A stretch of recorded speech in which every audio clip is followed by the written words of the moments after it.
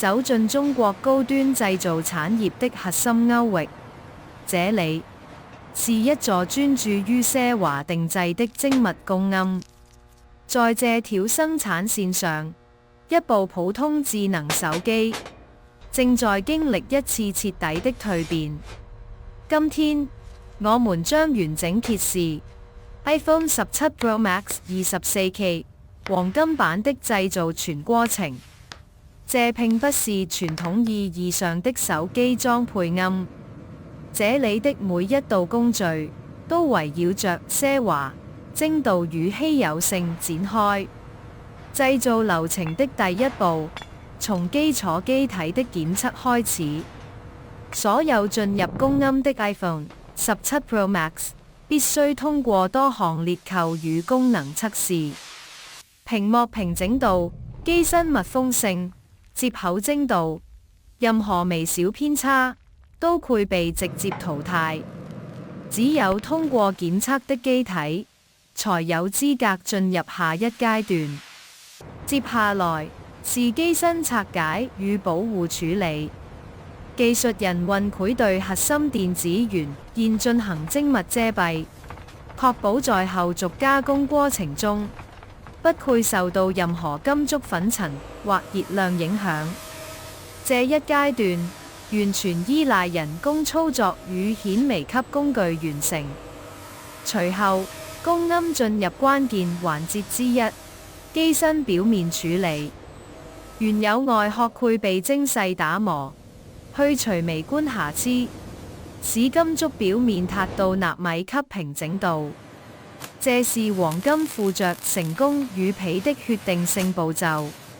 打磨完成後，機身會被送入磨塵鍍金車間。這裏的空氣、溫度與濕度被嚴格控制，任何雜質都會影響黃金層的純度與穩定性。24K 黃金以級薄的分子層形式，通過高精度設備均勻複合在機身表面。這一過程無法加速，每一層黃金都需要時間自然沉積。為了達到理想厚度，這一過程可能會重複多次。最終形成的黃金外殼不僅具備奢華質感，也能保持機身原有的裂扣強度。鍍金完成後，機體進入冷卻與穩定階段。黃金層必須完全固化，才能進入後續加工。接下來是精密切割與細節修整。攝像頭模組按鍵區域、接口位置都會通過數控設備重新校準。差控制在微米級別，任何不對稱都會影響整體美感。因此，每一道切割完成後，都會由人工再次檢查。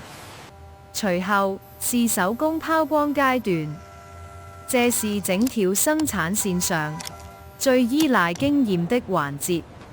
技師會根據光線反射效果調整拋光角度與力度，最終呈現的黃金表面應當光澤均勻，沒有任何波紋或劃痕。這是奢華產品最直觀的標準。拋光完成後，手機會重新進入裝配流程。此前被保護的電子元件將被逐一復位。揚聲器、防水密封圈、鏡頭模組全部恢復原啱精度。隨後是功能性測試。屏幕顯示、觸控反饋、信號接收、攝像系統、電池性能都會被再次驗證。即使只是定製外觀，性能標準也不會有任何妥協。接下來是最終質檢階段，每一部成品手機都會被驗讀編號，黃金純度、重量、附着穩定性全部記錄在案。只有通過全部檢測的產品，才能進入包裝環節。包裝同樣遵循奢華標準，定製內襯、防刮塗層、獨立證書，共同構成完整產品體系。這不僅是一部手機，更是一件高價值製造品。